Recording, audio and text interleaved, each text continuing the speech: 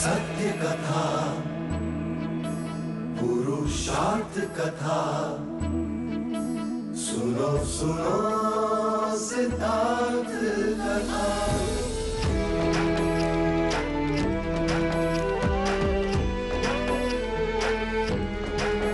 संसार में दुख का कारण क्या, संताप शोक का निवारण क्या। संसार में दुख का कारण क्या, संताप शोक का निवारण क्या। इस खोज में सब कुछ त्याग दिया, हर वैभव से वैराग लिया। वो सृष्टि से संयुक्त हुए, सिद्धार्थ से गौतम बुद्ध हुए।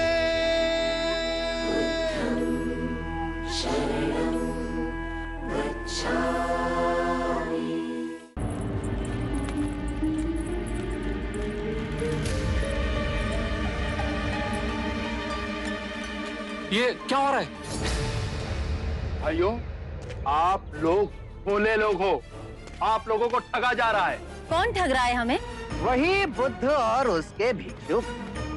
हमने सोचा क्यों ना आज उनकी परीक्षा ली जाए। प्रतिदिन निःशुल्क ही भिक्षा ले जाते हैं। पर वो तो महात्मा लोग हैं। कहां का महात्मा? आज देखते हैं उनमें आध्यात्मिक शक्ति है या नहीं। यदि नहीं तो उन्हें धक्के मारकर राजगीर से बाहर निकाल देंगे। अवश्य। भाइयों भाइयों सावधान, दो भिक्षुक इधर ही आ रहे हैं। आइए आइए भिक्षुकगण आइए। आप ही की प्रतीक्षा हो रही थी, पधारिए। देखिए, यह चंदन का भिक्षा पात्र बांस पर रखा हुआ है। यदि आप बांस को बिना छुए चंदन का भिक्षा पात्र निकाल दें तो आपको भिक्षा मिलेगी, अन्यथा नहीं। हमें क्षमा कीजिए।